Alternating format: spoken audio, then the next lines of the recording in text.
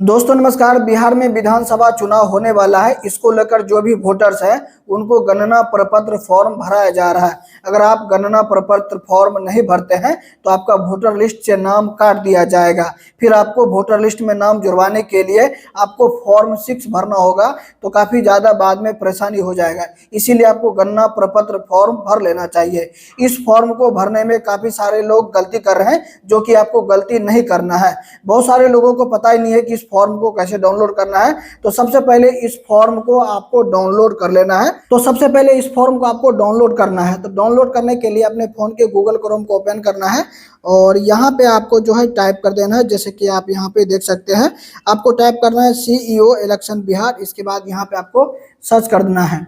Search करने के बाद इस पेज को ऊपर कर देना है। ऊपर करने के बाद यहाँ पे देख सकते हैं यही वो वेबसाइट है CEO बिहार। तो इस पर एक बार आपको क्लिक कर देना है। क्लिक करने के बाद यहाँ पे इसको आपको यहाँ पे क्रॉस कर देना है। क्रॉस करने के बाद चलिए हम आपको जूम करके थोड़ा सा आपको दिखा देते हैं। तो यहाँ पे देख सकते हैं कि डाउनलोड करने के लिए यहाँ पे क्लिक करें, तो यहाँ पे एक बार आपको क्लिक कर देना है। तो ये पेज खुलने के बाद यहाँ पे क्रॉस का ऑप्शन आएगा, तो क्रॉस कर लेंगे यहाँ पे। तो चलिए हम आपको जूम करके एक बार आपको दिखा देते हैं। तो यहाँ पे आपको पहले वाले ऑप्शन पे क्लिक नहीं करना है। अगर यहाँ पे क्लिक करते हैं तो ऑनलाइन आपको फॉर्म भरना पड़ेगा। आपको फॉर्म डाउनलोड करने के लिए प्री फॉर्म, तो यहाँ पे दूसरे वाले ऑप्शन पे आपको क्लिक कर देना है। तो चलिए हम यहाँ पे क्लिक कर देते हैं। क्लिक करने के बाद यहाँ पे आपको देख सकते हैं कुछ इस तरह का इंटरफेस देखने को मिल जाएगा। इसके बाद यहाँ पे आपको इपिक नंबर देना है, वोटर कार्ड नंबर यहाँ पे आपको दे देना है। इसके बाद यहाँ पे आपको मोबाइल नंबर दे देना है। और यहाँ पे जो कैप्चा देख रहे हैं, इस वाले कैप्चे को, ये जो कैप्चा देख रहे हैं, इस वाले ऑप्शन पे आपको क्लिक करके और यहाँ पे रिक्वेस्ट OTP पे आपको क्लिक कर देना है। तो सभी डिटेल्स इंटर करने के बाद रिक्वेस्ट OTP पे आपको क्लिक कर देना है। तो जो भी आपने मोबाइल नंबर दिया है उस मोबाइल नंबर पे OTP आ जाएगा। OTP को यहाँ पे आपको फिल कर देना है। तो आप यहाँ पे देख सकते हैं OTP भी आ चुका है। वेरीफाई OTP एंड डाउनलोड पे क्लिक कर देना है। तो यहाँ पे देख सकते हैं कि आपका फॉर्म डाउनलोड हो जाएगा।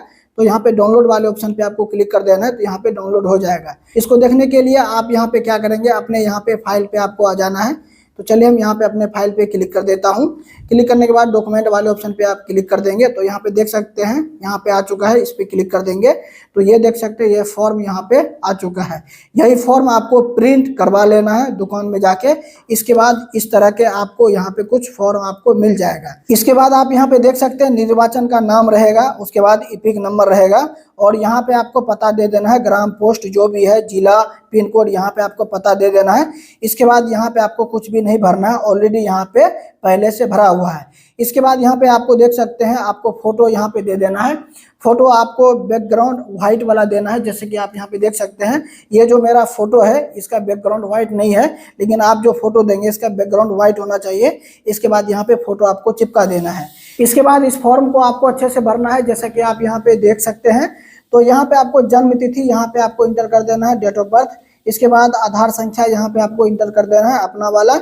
इसके बाद आपके पास जो भी मोबाइल नंबर है वो यहाँ पे आपको फिल कर देना है। इसके बाद यहाँ पे देख सकते हैं दूसरे कॉलम में पिता, कानूनी अभिभावक का नाम। अगर आपके पिताजी हैं तो यहाँ पे पिताजी का नाम यहाँ पे देना है। अगर पिताजी का वोटर कार्ड बना हुआ है तो वोटर कार्ड का नंबर यहाँ पे देना है, जिसको इपिक नंबर कहते हैं। अगर आपके पिताजी नहीं है तो जो भी आपके कानूनी अभिभावक है, लीगल गार्जियन है, उसका नाम दे देना है। उसके बाद उनका अगर वोटर कार्ड बना हुआ तो वोटर कार्ड का यहाँ पे आपको नंबर दे देना है, ठीक है। इसके बाद यहाँ पे माता का नाम आपको दे देना है, अपने मम्मी का नाम देना है। अगर मम्मी का वोटर कार्ड बना हुआ तो वोटर कार्ड का नंबर यहाँ पे आपको दे देना है, जिसको इपिक नंबर कहते हैं। अगर वोटर कार्ड नहीं बना हुआ तो यहाँ पे इपिक नंबर आपको नहीं देना है और यहाँ भी नहीं देना है। इसके बाद आप यहाँ पे देख सकते हैं अपना जीवन साथी का नाम देना है। अगर आपका शादी हो चुका है तो अपनी पत्नी का यहाँ पे नाम देना है। और पत्नी का अगर आप वोटर कार्ड बना हुआ है तो वोटर कार्ड का नंबर यहाँ पे दे देना है। अगर नहीं बना हुआ तो इसको छोड़ देना है। अगर वहीं पे अगर आपकी पत्नी ये फॉर्म भर रही है तो यहाँ पे आपको पति का नाम देना है। अगर वोटर कार्ड बना हुआ है तो उसका नंबर देना है, अगर नहीं बना हुआ तो इसको छोड़ देना है।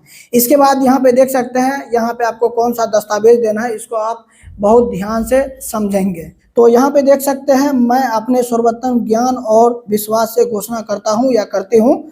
एक नंबर में लिखा हुआ मैं 18 वर्ष से अधिक का हूँ, उपरोक्त पते का साधारण निवासी हूँ, भारत का नागरिक हूँ और किसी एक को चिन्हित करें। तो यहाँ पे किसी एक को चिन्हित आपको करना है। जैसे पहले में है मेरा जन्म भारत में 1/7/1987 के पूर्व हुआ। अगर आपका जन्म 1/7/1987 के पूर्व हुआ है, मतलब पहले हुआ, 1987 के पहले हुआ है, तो आप कौन सा डॉक्यूमेंट देंगे? अपने जन्म तिथि और या अपने जन्म को प्रमाणित करने के लिए नीचे दी गई सूची में से दस्तावेज उपलब्ध कराएं। ये जो सूची देख रहे हैं ये 11 वाला, तो यहाँ पे 11 में से किन्हीं एक का दस्तावेज आपको देना है। इनमें से कोई एक दस्तावेज आपको देना है, वो मैं आगे इस वीडियो में मैं आपको बताने वाला हूँ। उसके बाद दूसरे बॉक्स में है मेरा जन्म भारत में 1/7/1987 और 2/12/2004 के बीच हुआ है, तो आपको कौन सा डॉक्यूमेंट देना है? अपने जन्म तिथि या जन्म स्थान प्रमाणित करने के लिए नीचे दी गई कोई दस्तावेज उपलब्ध कराएं। तो यहाँ पे देख सकते हैं 11 जो दस्तावेज है, इनमें से कोई भी आपको दस्तावेज उपलब्ध कराना है।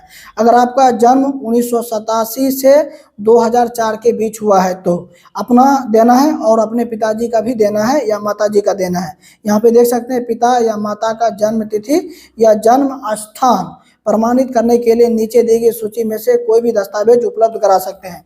इनमें से कोई भी दस्तावेज उपलब्ध करा सकते हैं। तो मोटा मोटी आपको यह समझना है, अगर आपका 1987 से पहले जन्म हुआ है तो सिर्फ अपने जन्म को प्रमाणित करने के लिए इनमें से 11 में से कोई एक दस्तावेज आपको देना है, ठीक है। अगर आपका जन्म 1987 और 2004 के बीच हुआ है तो अपना जन्म प्रमाणित करने के लिए और अपने पिताजी या माताजी में से किन्हीं एक का जन्म प्रमाणित करने के लिए आपको यहाँ पे 11 में से कोई भी दस्तावेज देना है। तो चलिए आगे हम आपको बढ़ के दिखाते हैं, पढ़ के दिखाते हैं। और तीसरे में क्या है, यहाँ पे देख सकते हैं मेरा जन्म भारत में 2/12/2004 के बाद हुआ है। अगर आपका जन्म 2004 के बाद हुआ है तो आपके लिए क्या लागू होता है, बहुत ध्यान से आप समझेंगे। जैसे कि आप यहाँ पे देख सकते हैं, अपने जन्म तिथि और या जन्म स्थान को प्रमाणित करने के लिए नीचे दी गई सूची में से कोई भी दस्तावेज उपलब्ध कराएं। अगर आपका जन्म 2004 के बाद हुआ है तो आपको तो अपना देना ही है। इन 11 दस्तावेज में से कोई एक दे सकते हैं, ठीक है। उसके बाद यहाँ पे देख सकते हैं पिताजी के जन्म तिथि और या जन्म स्थान को प्रमाणित करने के लिए नीचे दी गई कोई भी दस्तावेज उपलब्ध कराएं। मतलब अपने पिताजी का भी आपको देना है। अगर आपका जन्म 2004 के बाद हुआ है तो पिताजी का देख लेंगे, 11 में से कोई भी दस्तावेज है तो आप दे देंगे। इसके बाद देख सकते हैं माता की जन्म तिथि या जन्म स्थान को प्रमाणित करने के लिए दी गई सूची में से कोई भी दस्तावेज उपलब्ध कराएं। अब यहाँ पे आपको अपने माता जी को भी यहाँ पे दस्तावेज देना है। इन 11 में से कोई भी आप दे सकते हैं, ठीक है। इसके बाद यहाँ पे देख सकते हैं यदि माता या पिता में से कोई भारतीय नहीं है, मतलब अगर आपके माता पिताजी में से कोई भी भारतीय नहीं है तो अपने जन्म के समय उनके वैध पासपोर्ट और वीजा का एक प्रति उपलब्ध कराएं। मतलब वीजा और पासपोर्ट का फोटो देना है। तो इसको आप छोड़ देंगे क्योंकि आप भारतीय नागरिक हैं और आपके माताजी पिताजी विदेश के नहीं हैं, तो इसको आप छोड़ देंगे। तो मोटा मोटी आप समझिए कि 2004 के बाद अगर आपका जन्म हुआ है तो आपको अपना यहाँ पे 11 में से कोई भी दस्तावेज दे देना है और आपके माता का भी यहाँ पे 11 में से कोई एक दस्तावेज देना है, पिताजी का भी 11 में से कोई एक दस्तावेज देना है। मतलब आपको यहाँ पे 2004 के बाद जन्म हुआ है तो आपको 3 दस्तावेज आपको देना है। एक अपना देना है और एक अपने पापा का देना है, एक अपने माताजी का देना है, ठीक है। वहीं पे मैं आपको बता देता हूँ, अगर यहाँ पे 1987 से पहले आपका जन्म हुआ है तो सिर्फ आपको अपना ही यहाँ पे 11 में से कोई एक दस्तावेज देना है, ठीक है। वहीं पे मैं आपको बता दूं 1987 और 2004 के बीच अगर आपका जन्म हुआ है तो यहाँ पे देख सकते हैं अपना तो देना ही है और सिर्फ और पिताजी या माताजी दोनों में से किसी एक का देना है, ठीक है। वहीं पे देख सकते हैं 2004 के बाद अगर आपका जन्म हुआ है तो अपना देना है और अपना भी देना है, अपने पिताजी का भी देना है और माताजी का भी देना है। इन 11 दस्तावेज में से कोई एक। तो चलिए मैं आपको आगे पढ़ के सुनाता हूँ। मेरा जन्म भारत से बाहर हुआ है तो आपका जो है भारतीय मिशन द्वारा जारी जन्म प्रमाण पत्र आपको यहाँ पे अटैच करना होगा। तो जहाँ भी आपका जन्म हुआ है वहाँ का जन्म प्रमाण पत्र आपको अटैच करना है। इसे आप छोड़ देंगे क्योंकि आप भारतीय नागरिक हैं। दूसरे नंबर में है मैंने पंजीकरण नागरिकरण द्वारा भारतीय नागरिकता प्राप्त की है, नागरिकता पंजीकरण प्रमाण पत्र संलग्न करें। अगर यहाँ पे भारत के द्वारा नागरिकता प्रमाण पत्र आप प्राप्त किए हैं तो वो आप यहाँ पे देख सकते हैं, नहीं तो इसे आप छोड़ देंगे। मैंने किसी अन्य देश की नागरिकता प्रमाण पत्र नहीं किया है, अब और किसी देश का नागरिक प्राप्त नहीं है तो इसको आप छोड़ देंगे, कोई दिक्कत नहीं है।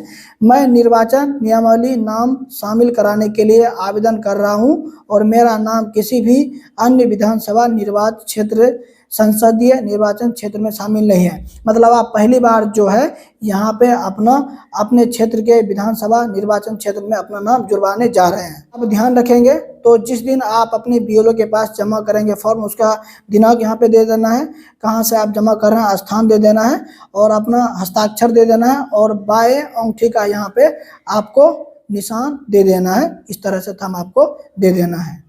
अब यहाँ पे देख सकते हैं कि 11 दस्तावेज कौन कौन से, चलिए मैं आपको बता देता हूँ तो बहुत ध्यान से आप समझेंगे। तो पहले नंबर में यहाँ पे देख सकते हैं केंद्रीय राज्य पीएसयू की नियुक्त कर्मचारी पेंशन भोगी को निर्गत कोई पहचान पत्र, मतलब केंद्रीय या राज्य या पेंशन भोगी है कोई पहचान पत्र आपके पास होगा तो वो आप यहाँ पे दे सकते हैं, ठीक है। सरकार स्थानीय प्राधिकरण बैंक डाकघर LIC तो भारत में एक साथ 1987 से पूर्व निर्गत किए गए कोई पहचान पत्र, मतलब 1987 से पहले कोई डाकघर का पहचान पत्र हो या बैंक का पहचान पत्र हो या कोई मतलब LIC का डॉक्यूमेंट हो, वो आप यहाँ पे दे सकते हैं, ठीक है। इसके बाद सक्षम प्राधिकरण द्वारा निर्गत जन्म प्रमाण पत्र आप दे सकते हैं। अगर आपके पास पासपोर्ट है तो पासपोर्ट आप दे सकते हैं।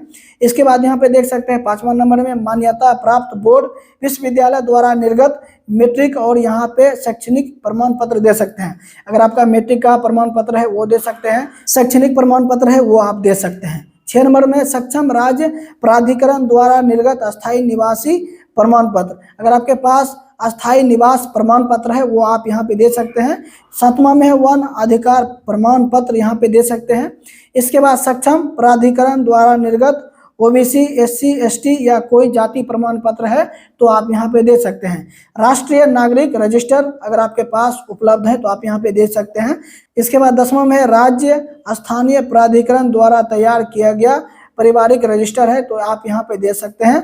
सरकार की कोई भूमि या मकान आवंटन प्रमाण पत्र, मतलब सरकार के द्वारा जो कोई भी भूमि आवंटन किया है या दिया गया है सरकार के द्वारा, उसका कोई भी पेपर है या कोई भी प्रमाण पत्र है वो आप यहाँ पे देख सकते हैं। तो उम्मीद करते हैं ये आपको काफ़ी ज़्यादा समझ में आया होगा ये फॉर्म कैसे भरना है। तो इस वीडियो को ज़्यादा से ज़्यादा शेयर कीजिए और वीडियो को लाइक करके चैनल को सब्सक्राइब करके बेल आइकन को दबा दीजिए ताकि हमारे वीडियोज़ का नोटिफिकेशन आपको सबसे पहले मिलता रहेगा। अगर कोई सवाल या सुझाव है, अगर आपको कहीं पर समझ में नहीं आ रहा, कुछ पूछना है तो नीचे कमेंट बॉक्स में आप बता सकते हैं, वहीं पर हम आपको रिप्लाई दे देंगे। फिर मिलते हैं किसी एक और नए वीडियो में, तब तक के लिए आपका बहुत बहुत धन्यवाद। इस वेबसाइट का लिंक जो है मैं अपने व्हाट्सएप चैनल पे शेयर कर दूंगा और व्हाट्सएप चैनल को भी आप फॉलो कर लीजिए। व्हाट्सएप चैनल का लिंक आपको इसी वीडियो के डिस्क्रिप्शन बॉक्स में मिल जाएगा, वहां पे जाएंगे तो इस वेबसाइट का लिंक आपको मिल जाएगा, डायरेक्ट आप यहां पे डाउनलोड कर सकते हैं।